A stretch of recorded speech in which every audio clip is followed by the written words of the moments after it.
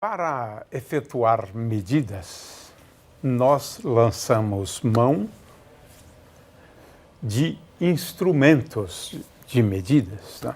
Instrumentos podem ser simples, como uma régua, às vezes um pouco mais sofisticados. A gente vai depois falar sobre isto, né? E existem instrumentos sofisticadíssimos, né? Um detetor do grande laboratório do colisor de hadrons. Nossa, aquilo é um instrumento sofisticadíssimo, né? O fato é que lançamos sempre mão de instrumentos, né? Então, para falar sobre instrumentos, temos aqui o Cláudio. Eu gostaria que você também destacasse instrumentos analógicos, né, e digitais, né? Então é isso, Cláudio, vamos lá. Vamos lá. Bom, nós temos os instrumentos analógicos, né, que basicamente ela depende de uma escala.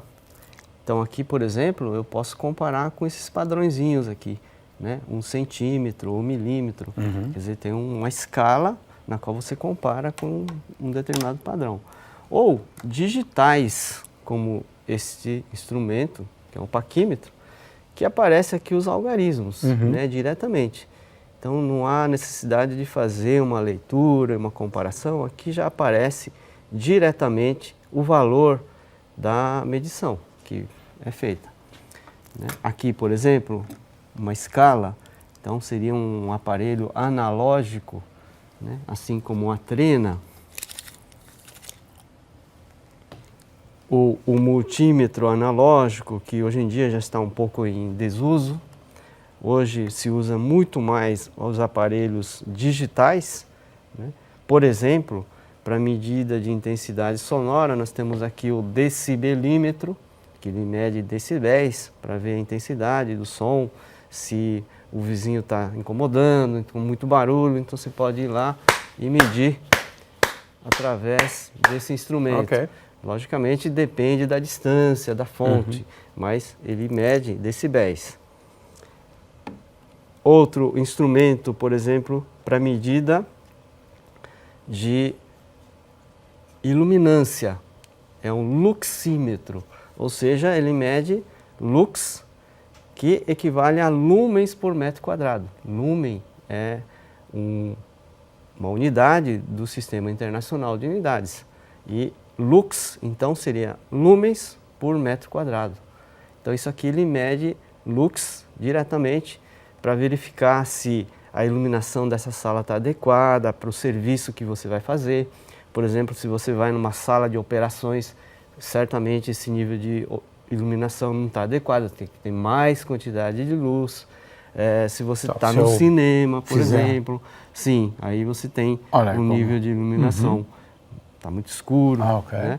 Então, mas claro, nossa, uma diferença enorme. Exatamente. Claro. Para cada tipo de atividade que você vai exercer, você tem um tipo de iluminação. Então, são vários tipos de instrumentos e cada qual para um determinado fim. Né? Então, vamos dar exemplos de como medir, de comparar com unidades. Por exemplo, eu posso medir um pedaço de vidro com uma régua. Né? Então, eu poderia usar uma régua calibrada em centímetros. Então, aqui eu posso, primeiramente, zerar. Zerar significa colocar a extremidade do meu objeto bem em cima do zero da minha régua. Então, zerei e faço aqui a comparação com a régua. Então, aqui eu tenho 4 e um pouquinho menos do que 5. Então, eu chutaria 4,9 o comprimento desse pedaço de vidro.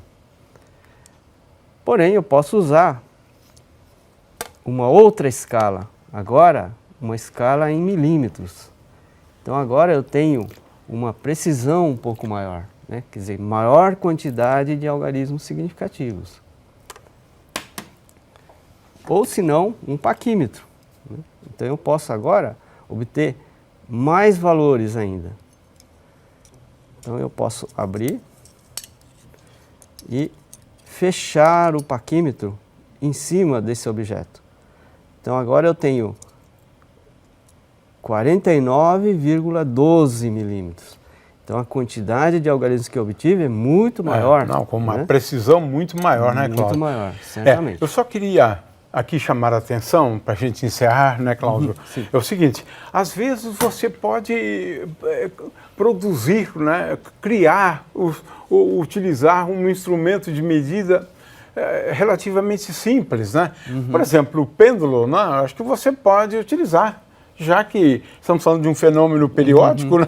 Você pode medir tempo, né? Então, às vezes, você pode lançar mão de instrumentos, no caso de medida de tempo, né, de comprimento, né, também você poderia utilizar.